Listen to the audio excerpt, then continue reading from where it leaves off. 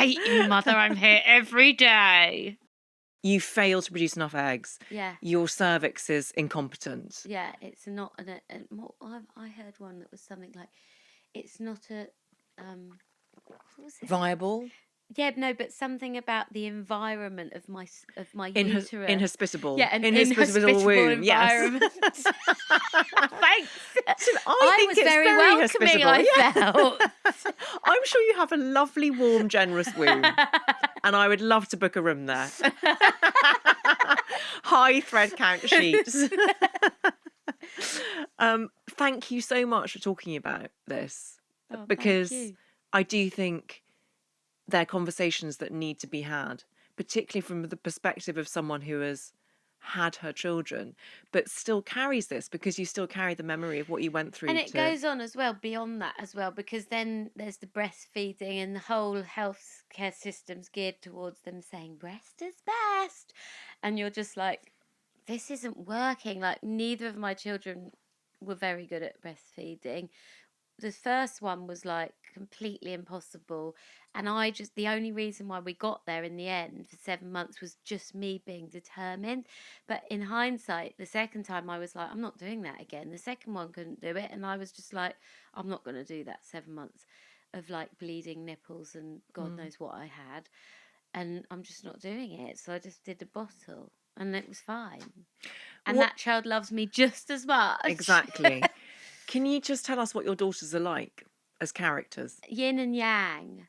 So the older one is super bright on a sort of emotional, comedic level. Because she's only 7, people don't understand that she's just got really deadpan humour, and quite often think she's just like a bit of a rude child, but she's not, because she sort of winks at me afterwards. Oh my God. She's just so hilarious, and it's like a bit of an old soul. And she's like this dark person. So there's a great anecdote that I've got from recently. We went on holiday, and the way she's very like feminist. The waiter like pulled out a chair and went, "This is for you, princess." And she went, "I am not a princess. I'm the queen of darkness." I'm obsessed with her. So she's kind of like a bit of a hero. And then the other one is like where this one who's like kind of intelligent, stimulating, lateral thinking, and a bit cynical. The flip, sometimes she's lacking a bit on the kind of like cuddles and the cuteness, and so the little one's got all of that in bucket loads. And everywhere we go, people are just like, "Oh my God, I've never met a more cute child." Like, she's just like this sort of, she's like a Japanese cartoon character. She's just so cute, big eyes, smiles at everyone, and makes everyone feel special. And I know what the future looks like. The future looks like the older one is going to look after me in old age and like despise me and say I was irritating and annoying, but be there every day, like wiping my bum when I'm incontinent. And then the young one's going to be somewhere, "Sorry, mother, I'm just in Thailand. They need me here. Everyone loves me here."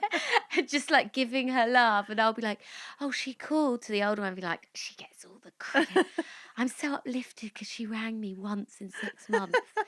And the older one will be like, "I hate you, mother. I'm here every day." Oh, that's genius. That's it. That's the future. Before we get on to your third and final failure, I hope you don't mind my asking you about this, but I read that you suffered a miscarriage on set once. Yeah. And again, I think a lot of women will relate to this. You went back to work. Well, I didn't go back. I was just in it, and it started at work, and it was a fight scene on Pennyworth, and I just thought to myself, it's gone, so I might as well carry on with what I'm doing. And I had to go to the toilet 9 times, and on film sets, they escort you to the toilet because they don't want to lose you and like delay filming or whatever. So it was quite embarrassing. I was like, "Oh, sorry, I ate something bad last night." Because I knew that if I told them I was miscarrying, they'd send me home.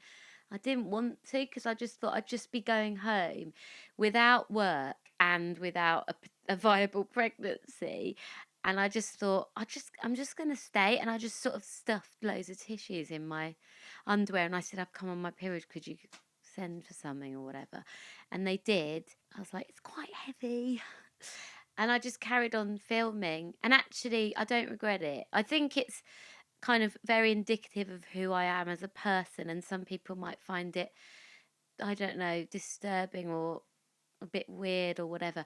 But I just think that's kind of the way I am. And I didn't really cry about it. And I don't think that's necessarily a good thing.